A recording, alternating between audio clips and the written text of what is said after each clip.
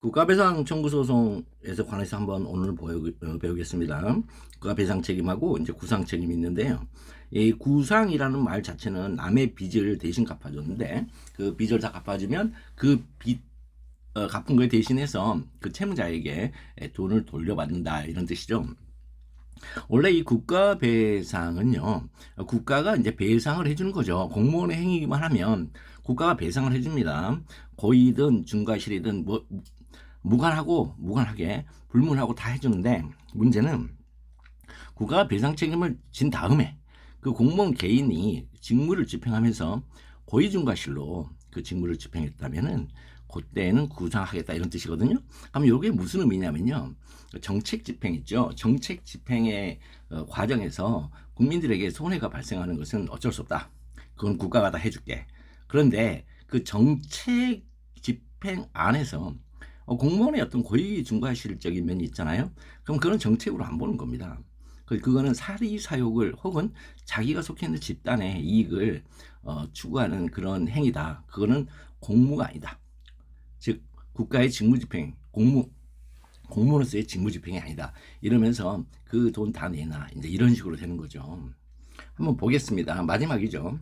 자, 이 여기서 보면은 A씨는 이제 이렇게 되는데 갑이 반려하고 A시장이 자신의 영업신고를 반려하고 업소 간판을 제거한 조치 여기에 대해서 국가배상 청구성을 제기한다면 A씨는 갑의 손해를 배상할 책임이 있는가? 일단 갑의 손해를 배상할 책임이 있는가?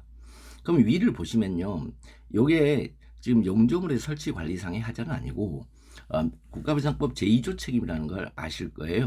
그럼 제2조 책임은 여러분 두 문자로 알고 계세요. 공직, 집고, 법타손. 공직, 집고, 법타손. 그 다음에 직무집행, 요 직무집행이거든요. 이게 직무집행 둘이 합쳐서 요것과 타인 손해거든요. 이 사이에는 인과관계가 있다. 이제 이런 식으로 공직, 집고, 법타손 이렇게 인과관계. 요거를 알고 계시면 돼요.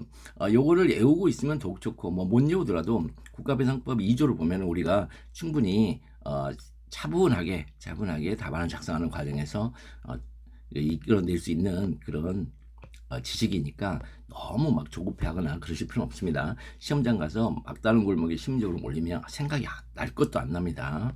차분하게 푸시기 바랍니다. 자, 일단 보겠습니다. 여기 보면 A씨는 결국은 갑의 손을 배상할 책임이 있는가 관련해서 이제 국가 배상 책임은 국가라고 하고 있지만 사실 국가 지방자치단체죠. 그래서 A씨는 지방자치단체로서 자신 속의 이제 공무원에 대해서 공무원 직무를 집행함에 있어서 어떤 갑의 손해가 있게 되는데 그러면 공직, 직고, 보타성이죠. 첫 번째. 자, A시장이 공무원이라는 데에서는 하등 의문의 여지가 없습니다. 그 외형설이라는 게 뭐냐면요. 외형설이라는 그 여러분들 외형설 들어보셨죠? 외형설이라는 것은 외부적으로 봤을 때 딱 공무원이다 이런 뜻이에요. 그럼 누구예요? 제복을 입은 공무원이죠. 군인, 그다음에 경찰관. 그래서 그 코스프레 하는 거 우리나라에서 엄격하게 처벌하고 있습니다. 군인들, 경찰관들 코스프레 하는 사람들 있잖아요. 엄격하게 처벌합니다. 그 사람들이 어떤 누군가에게 손을 입잖아요. 손을 입히면 그거 그 국민 입장에서는 국가배상으로 간다고 착각한단 말이에요. 근데 아니란 말이죠. 그래서 우리의 어떤 공직 체계라든가 혹은 소송 전보 체계를 흔드는 어떤 면에서는 국가 기강을 흔드는 거죠. 국가 기강을 흔드는 것이 그 국기문란이 돼요. 그래서 굉장히 심각한 범죄가 되고 그 다음에 공무집행은 맞죠. 영업신고 반려하고 업소 간판을 제거한 조치는 직무를 집행하면서 해요. 옛날은 직무를 집행함에 당하여 그랬는데 지금 직무를 집행하면서 해요. 그 다음에 이제 문제가 되는 게 그럼 이게 법령 위반이냐가 이제 문제가 되고 만약 이제 법령 위반이라면 그렇다면 법령 위반이라면 A 시장이 갑의 영업신고 업소 간판을 제거한 조치에 고의과실이 있냐는 고의과실이 있는지가 이제 문제가 된다 이렇게 되어 있습니다. 이게 여러분 이게 우리가 이제 이 특별법이라 하고 있잖아요. 민법의 특별법이라 하고 있는데 배상 책임의 민법 제 750조의 특별법인데 여기서 이렇게 말하는 고의과실 있잖아요. 이게 공무원 입장에서의 고의과실인 것이지 우리 일반인의 고의과실이 아닙니다. 여기요. 그다음에 법령 위반도 조금은 다릅니다. 한번 보겠습니다. A시장이 갑의 영업 순서를 반려하고 업소간파를 제거한 조치가 법령 위반이냐? 이 법령을 위반하여라고 했죠. 법령을 위반하여. 자, 첫 번째는 엄격하게 형식적 의미의 법령에 명시적으로 공무원의 행위 의무가 정해져 있음에도 불구하고 이를 위반하는 경우. 첫 번째, 그러니까 법령에 명시적으로 공무원의 행위 의무가 있어요. 공무원은 뭘 해야 된다. 가장 대표적인 게 있잖아요. 비밀 준수 의무요. 비밀 준수 의무는 그 비밀 준수를 이제 준수를 하지 않잖아요. 그러면 그 법조항 위반이기도 해요. 그 다음에 정보공개법 위반이기도 하죠. 정보공개법 비공개 사유 있죠. 9조 2항이 그 제1호 사유 위반이기도 합니다. 그러니까 이런 식으로 위법이 됩니다. 그 즉시 이제 그건 행위 의무입니다. 공무원의 행위 의무. 그 다음에 두 번째, 인권 존중, 권력 남용 금지, 신의성시와 같이 공무원으로서 마땅히 지켜야 할 준칙이나 규범을 지키지 않냐고 위반한 경우까지 합니다. 자, 그래서 요거 가지고서 이제 우리가 광해 행위법설 이렇게 하시는 분도 있는데 그거는 우리가 굳이 할 필요는 없습니다. 공무원이 되고자 하는 사람들한테 이제 변호사가 되고자 하는 사람한테는. 그래서 널리 그 행위가 객관적인 정당성을 기여하고 있는 거죠. 객관적인 정당성을 기여하고 있습니다. 여기서 객관적이란 말은요, 내 몸 밖에 있다는 뜻이에요. 그럼 내 몸 밖에 있는 게 뭐예요? 법이죠, 법. 형식 의미의 법령. 즉 형식 의미의 법령은 아시죠? 성무법, 형성법 말합니다. 그 다음에 이거 마땅히 지켜야 할 준칙, 마땅히 지켜야 할 이 말 나오면 이건 조리죠. 준칙이나 규범. 조리 영역에 있는 준칙이나 규범도 지켜야 된다. 사안의 경우 갑에 의한 영업신고는 자족적 신고에 해당하니까 적법한 요건을 갖춘 신고의 경우에는 행정관청이 수리처분 등 별도의 조처를 기다릴 필요 없이, 그죠? 별단의 조치를 기다릴 필요 없이 그냥 그 접수시 접수만 받으면 신고로서 효력이 발생하는 것이므로 A씨 담당 공무원 이 병이 담당 공무원은 이제 A씨의 이제 수족이죠. 뻗어 있는 팔다리에 불과하죠. 이 법령상의 시설 기준이 아닌 사유로 축산물 판매 신고 수리를 할 수 없다는 보고를 A씨 시장에게 하고 그에 따라 행한 영업신고의 반려로 미신고 영업이 돼버렸습니다. 그래서 업소간판에 제거한 조치는 법령 위반이 됐습니다. 이제 법령 위반이죠, 그렇죠? 앞에 요 부분이 이제 법령 위반이 되는 겁니다. 자, 그럼 A시장이 갑의 영업신고를 반려하고 업소간판을 제거한 조치에 고의가 실행했느냐. 자, 이 공무원의 직무집행상의 과실이 뭐냐. 과실이 그랬더니, 자, 해당 직무를 담당하는 평균인이 통상 갖춰야 할 주의 의무를 게을리한 거예요. 해당 직무를 담당하는 평균인. 자, 여기서 평균이란 말을 합니다. 평균인, 거기다 또 통상이란 말도 나와요. 통상 갖춰야 할 주의 의무를 게을리한 거예요. 그러면 이 통상 갖춰야 할 주의 의무는요, 대부분 뭘로 있느냐? 기준으로 존재합니다. 기준으로 존재하는 거예요. 평균인이 통상 갖춰야 할 주의 의무는 기준으로 존재해요. 가장 최상의 기준은 법률이죠. 그 다음에 가장 직접적 기준은요, 시행규칙입니다.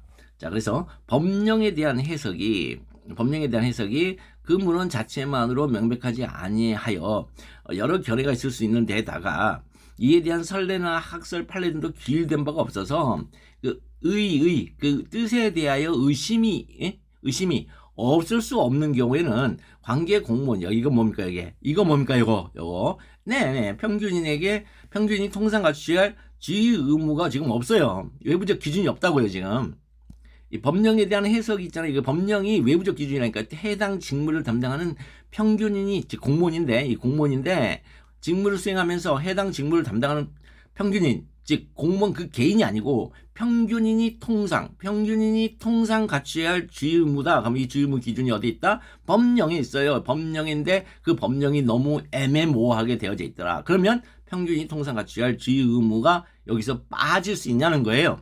그래서 관계 공무원이 그 나름대로 신중을 다해 합리적 근거 나왔네요. 이것도 기준이죠. 찾아서 그중 어느 한 견해를 따라 내린 해석이 후에 대법원이 내린 입장과 같지 않아. 자, 결과적으로 잘못된 해석으로 돌아가고, 이런 표현들 되게 많습니다. 결과적으로 이런 말. 이 따른 처리가 역시 결과적으로 위법하게 되어 그 법령의 부당 집행이란 결과를 가져오게 되었다 하더라도 그와 같은 처리 방법 이상의 것을 성실한 평균적 공무원에게 기대하기는 어렵다. 이상의 것을 기대하기 어렵다. 이런 뭐예요? 기대의 가능성이 없어요. 이거요? 과실 없다죠. 과실 없다죠. 따라서 이러한 경우에까지 공무원의 과실을 인정할 수 없다. 같은 말 해놓고 기대하기 어렵다. 과실 인정할 수 없다. 이렇게 빠져나가죠. 그러니까 말이 워딩 플레이죠. 앞에다가 뭔 말 해놓고 그 말을 뒤에서 받아주고 또 뭔 말 해주고 또 그 말 받아주고 이렇게 받아주고 있죠. 그렇다면 고의과실의 평균이니 통상과실 주임으로 존재하는 게 뭐가 있느냐? 금방 말씀드렸죠. 법령이요. 법률 시행령에 있어요. 기준이 별표로 법률에 있고 그다음에 시행령에 있어요. 또 시행규칙상에 있어요. 시행규칙은 내부적 구속력을 갖고 있죠. 공무원에게. 그래서 평균인이 통상과실 주의의무를 어긋나게 되는 겁니다. 그 시행규칙을 위반하면. 물론 처분이 위법하지는 않습니다. 처분은 모법에 따라서 결정을 내리죠. 물론 이제 시행규칙에 따라서 그 관행이 성립이 되면 자유구속 원칙을 자유구속의 법리를 받아서 자유구속의 법리에 받죠. 그래서 자유구속 법리 위반으로 그거 위반이죠. 시행규칙을 따르지 않은 게 위반이 아니고 자유구속의 법리 원칙 위반으로 내용상 하자가 있게 되고 취소사유로 가게 되는 거죠. 사안의 경우 A씨 담당 공무원 비용은 법령상 명시적 규정이 없어요. 아무리 찾아도. 그런데 자, 그 앞에 볼게요. 이제 그간에도 같은 장소에서 사업자를 달리하는 축산물 판매업 중복 신고를 수리하지 않는 것으로 관련 법령을 해석 적용해왔다. 꾸준히 중복 신고는 수리하지 않는 것으로 관련 법령을 해석 적용해왔다. 그 다음에 이 건 갑의 영업신고에 대하여 관할도 및 농림축산식품부 등 관련 행정관청에 문의도 해봤다. 문의도 했다. 그래서 이 해석과 동일한 취지의 답변을 받았다는 점. 그리고 피고 C의 담당 공무원으로서는 동일한 장소에 사업자를 달리하는 중복신고는 허용되지 않다고 판단할 여지가 충분하다. 기존에 이렇게 갔으니까. 그래서 이와 같은 직무에 있어서 다른 직무집행을 성실한 평균적 공무원이 기대하기는 어렵다고 할 것이다. 그런 면에서 A시장의 담당 공무원 비용의 보고를 토대로 갑의 영업신고를 반려하고 업소 간파하는 재관 조치에는 고의과실이 있다고 보이지 않는다. 이렇게 설문 해결 고의과실이 보이지 않으니까 마지막으로 A씨는 갑의 손해를 배상할 책임이 없죠. 자, 이런 식으로 하시면 되겠습니다. 자, 그 다음에 또 이것도 뭐냐면 경찰관 있잖아요. 이건 부작위에 관한 건데요. 종로경찰서 소속 경찰관 A는 목격했어요. 목격을 하면 뭐가 있습니까? 고의과실이 생깁니다. 그래서 목격했음에도 불구하고 책더미에 대하여 경찰관 직무집행 조조에 따른 위험 발생 방지 조치를 취하지 않았어요. 근데 이에 대하여 을이 국가배상법 2조에 따른 손해배상 청구권 행사하고자 할 때 그 성립 가능성 여부에 관하여 검토하시 이렇게 나왔어요. 부작위죠, 부작위. 이 부작위는 논점이 뭐냐 하면요. 직무집행이 고의 또는 과실로 법령을 위반하여 이렇게 나가잖아요. 그죠? 공직집고 법타선. 이 직무집행 안에는 이 적극적인 자귀로서의 직무집행도 있지만 소극적 부작위로서의 소극적 직무집행으로서의 부작위도 있어요. 그러니까 우리가 이제 법학을 할 때는 적극적, 소극적이란 말을 쓰거든요. 적극적이면은 외부로 어떤 그 다이내믹한 영향을 미쳐서 어떤 상태 변경을 가져오는 걸 말하고요. 소극적인 것은 상태 변경을 유발하지는 못해요. 그러니까 소극적인 건 두 개가 있어요. 소극적 거부처분, 소극적 부작위. 그죠? 거부처분과 부작위는 아무런 외부에 나의 밖에 어떤 영향도 미치지 못하고 어떠한 현상을 변경을 가져오는 건 아니죠. 그럼에도 불구하고 누군가한테 손해가 발생했어요. 그럼 이게 부작위 때문에 손해가 발생하냐? 이게 문제가 돼버리는 거예요. 그렇죠. 부작위 때문에 손해가 발생. 그래서 여러분들 형법을 배우시잖아요. 형법에 그 부작위한 살인죄를 보면 보증인 지위, 보증인 의무 이걸 배우시잖아요. 보증인 지위, 보증인 의무 마치 그와 유사한 이론 전개를 여기 국가배상법에서도 하게 됩니다. 하게 되는데 문제는 보증인 지위가 어디서 튀어나오냐? 보증인 지위와 보증인 의무가 둘 다 같이 나오는 거잖아요. 잘 구별이 안 되잖아요. 근데 보증인 지위는 구성요건 해당성의 문제로 가고 보증인 의무는 이제 위법성의 의무로 가는 것처럼 여기서도 마찬가지로 그렇게 처리해. 우리나라가 일반 법원 체제라서 그런 그 법리가 있잖아요. 혼용되고 서로 오가는 그런 게 꽤 있어요. 근데 말은 달라야 돼요.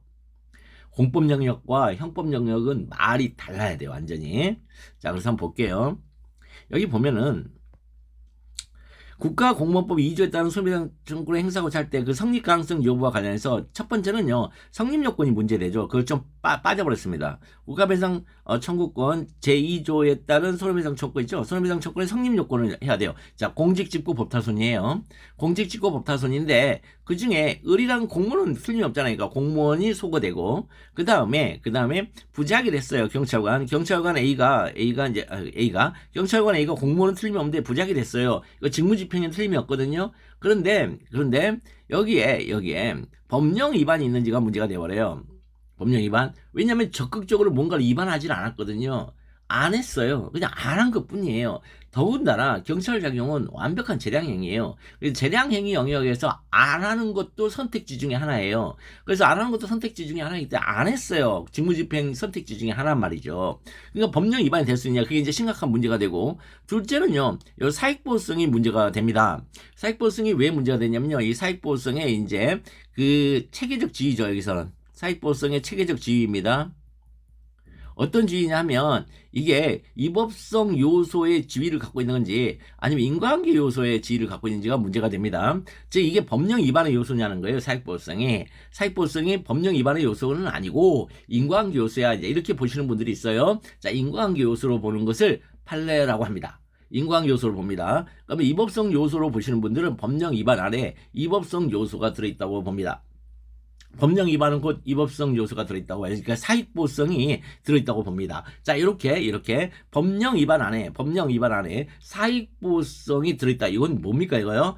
이거는 공법으로 보시는 분들입니다. 사법으로는 절대 볼 수가 없습니다. 사법은 있잖아요. 이 사법 규정 자체가 사익을 보호하는 규정입니다. 그 자체가.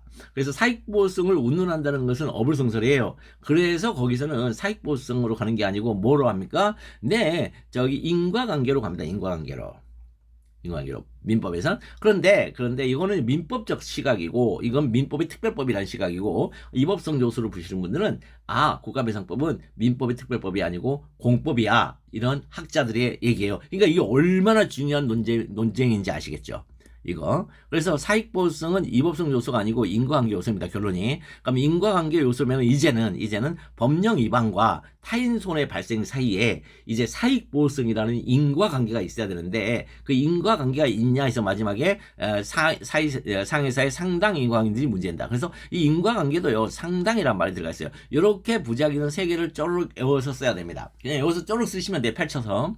그 대신 제가 하나 빠졌어요. 성립요건. 공직직고 법다손 성립요건 해준 다음에 경찰관 A의 부작위는 공무원의 직무상 집행행위다. 그래서 공직집까지 처리해버리고, 그 다음에 봤음에도 불구하고 목격했음에도 불구하고 안 했잖아요.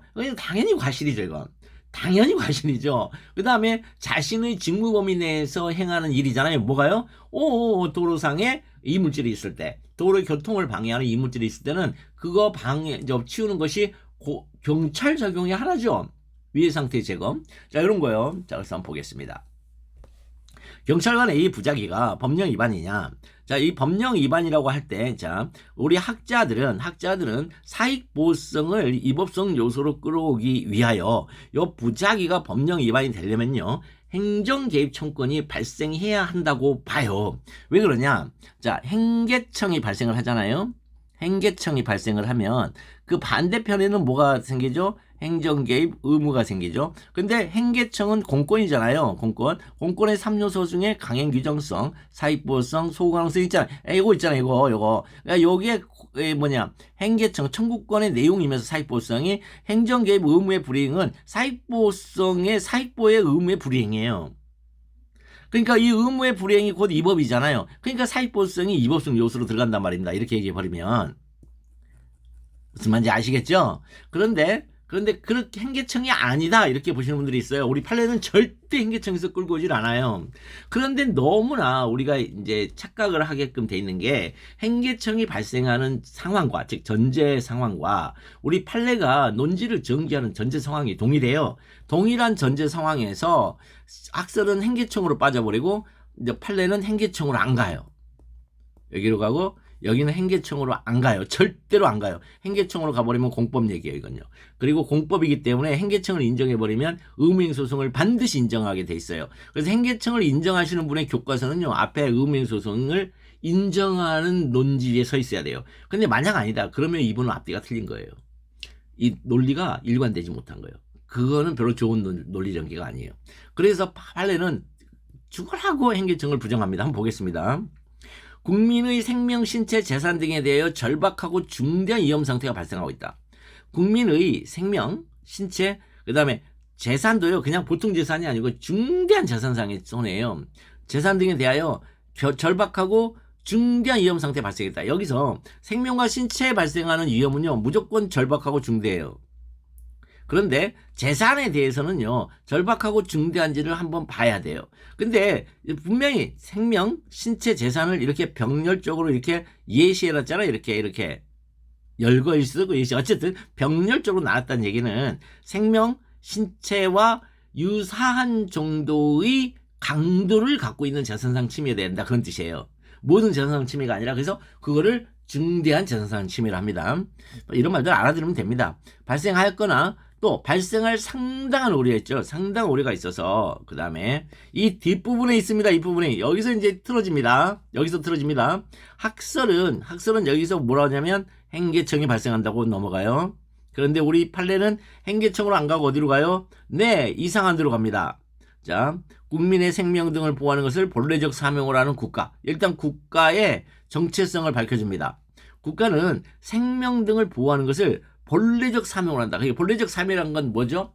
법률이 있든 없든 무조건 이거는 해야 된다. 여러분, 우리는 민족 중의 역사적 사명을 띠고 태어났잖아요. 요즘에 이제 이것도 지워버렸던데 왜 지웠냐면 이제 다문화됐기 때문에 민족이니 이런 말 쓰면 안 된대요. 너무 웃긴 것 같아요, 나는. 그런 거 어딨어요. 한민족은 한민족이 산 거예요. 그리고 다문화 그런 거 필요 없어요. 만약에 외국인하고 결혼했잖아요. 그러면 걔도 한민족의 문화 속으로 들어오면 돼요. 무슨 다문화는 무슨 사회 갈등, 무슨 유발할 일이 있습니까? 문화는 이제 통일돼야 돼요. 물론 용광로처럼 녹여서 되기는 하겠지만 이미 우리는 이민족에 있잖아요. 이민으로 되어져 있는 역사가 아닙니다. 우리는. 근데 거기에 무슨 다민족이 있고 이런 게 있습니까? 한민족밖에 없습니다. 그리고 부모가 한민족이면 자식도 한민족입니다. 유태인처럼. 본래적 사명을 한 국가가 자 본래적 사명을 하니까요. 뭐 아까 얘기했죠. 필요가 없다니까요. 성문법이. 그래서 초법규제 1차적인 말이 그래서 나와요. 법규가 있든 없든 이 초라는 말은 추월해서 익시드 추월해서 그러니까 초법규적이고 그 다음에 법이 없더라도 일단 하고 봐. 1차적으로 그 위험에 배제에 나서라 이런 뜻이에요. 초법규적 1차적으로 그 위험의 배제에 나서라. 그런데 그 나서지 아니하면 국민의 생명 등을 보호할 수 없는 경우 이거는 분명히 다른 권리구제성이 없는 경우라는 그 행계청의 3요소, 청구 3요소, 성립요소 중에 하나거든요, 이게. 근데 우리 판은 이렇게 갖고 와요. 그때는 형식적 의미의 법령에 근거 없더라도 왜? 초법규제 1차적이니까. 없었다. 이제 워든 플레이 하죠. 국가나 관련 공무원에 대하여 그러한 위험을 이거 암기하셔야 됩니다. 위험, 배제, 자기 의무입니다. 이 자기 의무의 내용이 위험, 배제, 자기 의무를 인정하는 겁니다. 행정 개입 의무 아닙니다. 행정개입 청구권에 대응되는 의무인 권리에 대응되는 의무인 행정개입 의무 아닙니다. 위험, 배제, 자기 의무입니다. 이 위험, 배제, 자기 의무는 국민의 권리하고 아무 상관없습니다. 국가의 본래적 사명으로부터 튀어나오는 의무입니다. 국가의 본래적 사명으로부터 튀어나오는 의무예요. 더 깊이 있는 용어들이 있는데 그거 더 들어가면 이제 심심해지고 그러니까 이제 넘어가겠습니다. 경찰관 직무집행법 제5조에 따른 위험 발생 방지 조치는 여기 이제 5조에 있잖아요. 문헌상 재량 행위나 책더미에 대하여 경찰관 직무집행법 제5조에 따른 위험 발생 방지 조치를 취하지 아니함으로써 자 도로상의 교통사고 등이 발생할 개연성이 엿보일 뿐만 아니라 경찰관 A는요 그 예견에서 회피하기 위한 조치를 취할 수 있는 가능성도 있어요. 이거 예견 회피가 원래는 이건 형법에서는 이제 비난 가능성이죠. 과실의 요소로. 그런데 경찰관 A의 부작위는 그러한 위험을 배제할 자기 의무를 불이행한 법령 위반이다. 지금 자꾸만 이제 여기 채점 기준표를 보면은 이 법을 쓰면은 가산점 준다는데 우리 판례하면 법을 쓰든 안 쓰든 아무 상관없다니까요. 뭐예요? 처법규적 1차적이기 때문에. 이 법이 있으면 고맙고 법이 없더라 상관없어요. 그러니까 법이 있음에도 불구하고 안 하고 있으면 더 심각하다. 이제 이런 정도는 우리가 충분히 감각적으로 이렇게 알 수는 있겠지만 그 이상은 아닙니다. 그래서 일단은 법령 위반입니다. 일단은 법령 위반이에요. 뭐 위험, 배제, 자기 의무, 불이행이란 말이에요. 위험, 배제, 자기 의무, 불이행이 법령 위반이에요. 의무 위반이에요. 그럼 사익보호성이 위법성 요소냐 인과관계 요소이냐? 자, 판례가 중요합니다. 판례에 하면 자, 공무원이 고의 또는 과실로 그에게 부과된 자 직무상 의무를 위반했을 경우, 직무상 의무예요. 위험, 배제, 자기 의무를 지금 직무상 의무 불이행해서 위반했을 경우라고 하더라도 국가는 그러한 직무상의 의무 위반과 피해자가 입은 손해 사이에 상당 인과관계가 인정되는 범위 내에서만 배상 책임을 진다. 이렇게 써요, 이거. 그러니까 배상 책임의 범위가 뭐예요? 상당 인과관계예요. 상당 인과관계 인정되는 범위 내에서 지는 겁니다. 이 상당 인과관계도 재밌죠. 그냥 결론만 얘기할게요. 인과관계는 원래 조건설, 여러분들 형법의 조건설 배우잖아요. 이게 없었으면 발생하지 않았을 텐데 이 관계에 있으면 일단 있다고 봐요, 인과관계. 근데 상당 인과관계는 거기에 상당성까지 얹혀서 보는 거예요. 그러니까 일단은 조건설이 기준이에요. 기본이고, 그래서 조건설에 의해서 인정되는 인과관계인데 거기에 상당성이 뭐냐면 이자를 법의 보호 테두리 내에서 보호해 줄 만한 가치가 있는 자인가라고 그거를 평가하는 거예요. 규범적 평가가 인과관계 내에 들어있는 거예요. 이 인과관계를 인정해서 이자에게 손해배상액을 주는 것이 마땅한 일인가? 이게 상당성이에요. 그래서 우리 형법이라든가 이제 우리 법체계 내에서 최근에 모든 학자들이 인과관계에서 상당성 빼자고 하고 있는 거예요, 지금요. 합법칙적 조건설로 가자고 하고 있습니다. 왜냐하면 또 한 번 더 하잖아요, 규범평가를. 그건 국민한테 안 좋다는 거예요. 자, 국가배상 청구권은 민법의 특별법이죠. 이 말만 들어가면 게임 끝. 이 말만 들어가면 인과관계 요소에 그냥 민법의 특별법이란 말이 들어가는데 위법성 요소는 절대로 갈 수가 없습니다. 그래서 국가배상법에 의한 청구권이므로 위법성 요소가 아니라 인과관계 요소로 보는 판례가 타당하다. 그럼 이제 인과관계 요소로 보는 판례 상당 인과관계니까 그럼 상당 인과가 도대체 뭐냐라는 거예요. 금방 얘기한 것처럼. 자, 상당 인과관계가 인정되기 위해서는 이제 단공이 기내지를 했더니 규율을 받았다. 단공이 기내지를 하는 통에 승무원이 와가지고 규율을 했단 말이에요. 이제 조용히 하시라고.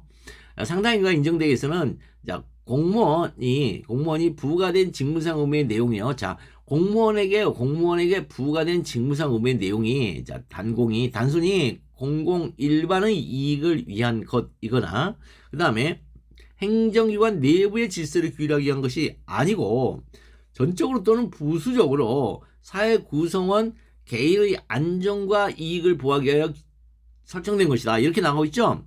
자, 그래서 여기서 우리가 이제 키워드를 보면 되겠죠. 공공 일반의 이익을 위한 것. 또 하나는 행정기관 내부의 질서를 규율하기 위한 것.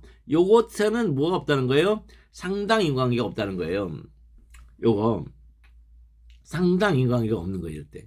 그래서 인과관계가 없는 거예요. 공공 일반의 이익만을 위한 경우, 그 다음에 행정기관 내부의 질서를 규율하기 이하에서만 있는 거. 자, 경찰관 직무집행 5조에 따른 위험 발생 방지 조치 의무의 내용이 뭐냐 했더니 이게 공공 일반의 이익만을 위한 것이냐 아니면 행정기관 내부의 질서를 규율하기 위한 것이냐 했더니 오로지 공익을 보호하기 위하여 설정된 것이 아니라요. 즉 공공 일반의 이익을 위한 것이 아니라요. 전적으로 또는 부수적으로 사회 구성원 개인의 안전과 이익을 보호하기 위해 설정된 것이기도 하죠, 이게요. 그래서 경찰관 A의 부작위와 의뢰상에서의 상당 인과관계가 있게 됩니다. 설문 해결 그 성립은 가능한데 문제는 이 정도 가지고는 배상액이 커질 수가 없게 되겠습니다. 자, 그 다음에 이제 법령의 규정에 따른 법관, 여기는 공직집권 법타선 똑같습니다. 그래서 법관이니까 공무원 맞죠? 그 다음 재판장이니까 직무집행이 맞죠? 그러면 이제 문제는 고의 또는 과실, 법령의 규정에 따르지 않은 것이 법관에게 고의 또는 과실이 될 수 있느냐? 두 번째는 법령 위반이 될 수 있냐? 이렇게 나왔어요. 공직집고 타인에게 손해가 발생했고, 그런데 매우 안타깝게도 법령 위반일 수는 있는데요. 고의과실이 없습니다. 왜 고의과실이 없는지를 이제 보자고요. 고의과실은 우리가 이제 자꾸 이해를 못하는 이유가 누군가의 구체적이고 개별적인 주관적인 의사 상태라고 생각을 하세요. 주관적인 심리 상태. 아닙니다. 요거요. 통상의 아까 봤죠? 평균인이 통상 가지고 있는 걸 말합니다. 미쳐버립니다. 그래서 법률하고 제도의 문제로 들어가는 겁니다. 보겠습니다. 국가배당 성립 요건 중 공무원의 직무행위냐 이게 그 다음에 위법성이 있는 거냐 그거 가지고서 주장의 당부를 검토 한번 해봐라. 문제의 소재 국가배당 성립 요건 중 공무원의 직무행위 및 위법성과 관련해서 첫째, 법관의 재판작용이 공무원의 직무집행인지 문제가 돼요. 둘째, 담당 판사들이 이제 명백한 오판을 했어요. 그러면서 기각 판결했거든요. 이게 법령 위반일 수 있냐는 거예요. 한번 보겠습니다. 법관의 재판작용이 공무원의 직무집행이니 공직집고 자, 그 얘기예요. 직무행위인지 여부, 직무행위인데 집행을 했으면 직무집행해야 되죠. 국가배상법의 공무원은 국가공무원법 및 지방공무원법에 의하여 자 공무원의 신분을 가진 자, 그 다음에 널리 공무를 위탁받아 그에 종사하는 모든 자를 포함하는 최강이죠. 특히 공무원의 신분을 가진 자는 대표적인 게 제복을 입은 공무원. 최강의 공무원이므로 이 법관도 최강의 공무원에 속합니다. 자, 그렇다면 공무원의 직무행위에는 행정작용, 입법작용, 사법작용이 포함돼 행정, 입법, 사법이 지금 포함되므로 재판작용도 공무원의 직무행위에 포함이 된다. 왜? 법관이니까. 자, 그 다음에 법관이 한 거니까. 그 다음에 행정법원의 담당 판사들이었잖아요. 담당 판사들이 오판이 명백해요. 명백한 오판으로 행한 기각 판결이죠. 기각 판결이 법령 위반이죠. 그러니까 인용을 받았어야 되는데 기각받았다는 얘기죠. 법관이 행하는 재판 사무의 특수성 첫 번째. 두 번째, 재판 과정의 잘못에 대해서는 따로 불복 절차에 의하여 시정될 수 있는 제도적 장치. 그래서 사무의 특수성과 제도적 장치가 문제가 된다는 거예요. 요거 가지고 지금 내란 재판 전담 재판부에 대해서 대법원에서 이제 법관들의 회의가 열리면서 했잖아요. 그 법관 회의가 열리면 심각하죠. 그거 공무원 집단 행동입니다. 그건 그래서 법관들이 법을 해석하고 판단하고 법으로 분쟁을 해소하는 법관들이 지금 공무원법을 위반하고 있습니다. 그 내용이야 승구하고 그거 차치하고 그러니까 자신들이 지금 지키고 있지 않은 거죠. 자, 법관이 행하는 재판 사무의 특수성, 재판 사무가 이 사회에 있는 어떤 사무하고도 완전히 독특함을 갖고 있어요. 그죠? 그 다음에 제도적 장치죠. 재판 사무 특수는 딴 거 아니죠. 판단하는데 국가가 병풍처럼 뒤에 떡하니 버티고 있는 그런 정당성을 부여해주는 그런 재판이다. 그게 이제 특성이고, 그 다음에 제도적 장치는 따로 불복 절차가 있다. 이게 뭐냐면 1심, 2심, 3심이에요.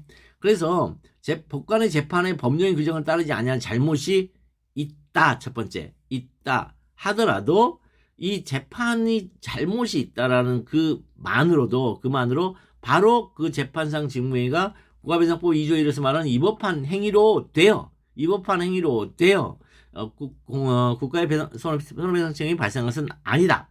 그 국가배상 책임이 인정되려면 당의 법관이 이 법 또는 부당한 목적을 일단 가지고 있어야 되고요. 그래서 재판을 하는 등 법관이 그에 부여된 권한의 취지에 명백히 어긋나게 이를 행사했다고 인정할 만한 특별한 사정이 있어야 한다고 해석함이 상당하다고 했습니다. 거기다 상당하다 거기까지 했습니다. 자, 여기 보십시오. 절대 인정 안 한다 이런 의지예요.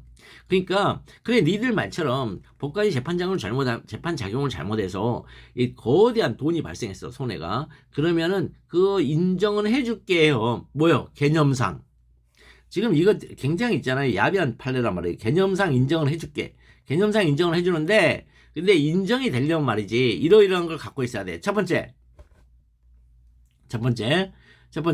법관의 재판에 있잖아. 재판을 살펴봤더니 법령 규정을 따르지 아니한 잘못이 일단 있어야 된다. 첫 번째가.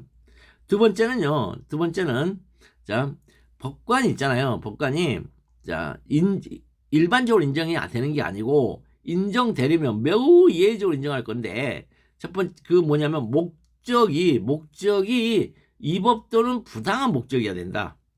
이거 부당한. 그런데 문제는 이 자체가 어떻게 해야 된다고요?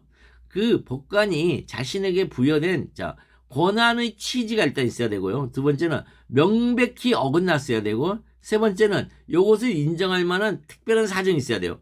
고난 고난의 치지도 해석으로 고물주처럼 나이롱뽕처럼 늘려놨다 줄여졌다. 이건 지 맘이잖아요. 굉장히 추상적 개념이니까. 취지 이런 건. 그다음 명백히 어긋났어요. 어긋났다. 그럼 어긋났다는 것은 뭐가 필요해요? 기준이 필요하죠. 그럼 어떤 기준에 의해서 어긋났다고 볼 건데 어떤 기준에서 멀리 벗어났다고 볼 건데 그것도 지금 애매하고 그것도 근데 어긋났다에다가 명백을 붙일 수 있나요? 명백히 저 사람은 잘못했어. 저 사람 명백히 어긋났어. 여러분 이게 우리의 필링 언어적 감각으로는 가능할 것 같은데요. 현실에서는 불가능해요. 불가능해요. 왜요? 뒷부분이 추상화되어 있기 때문에 불가능해요. 어긋난 것도 추상이에요. 여러분 위법도 사실은 추상이에요. 근데 명백 위법하다. 뭐 찾을 수가 없습니다. 그 개념적으로 안 된단 말이에요. 그게 철학 개념으로도 답답하죠. 그러니까 이런 말들이. 그래서 명백히 어긋나야 되고 심지어 그것도 특별한 사정이 있어야 돼요. 다 주장 입증해야 하라는 얘기죠. 그래서 거기다 또 상당하다까지 가버려요. 규범적 평가까지.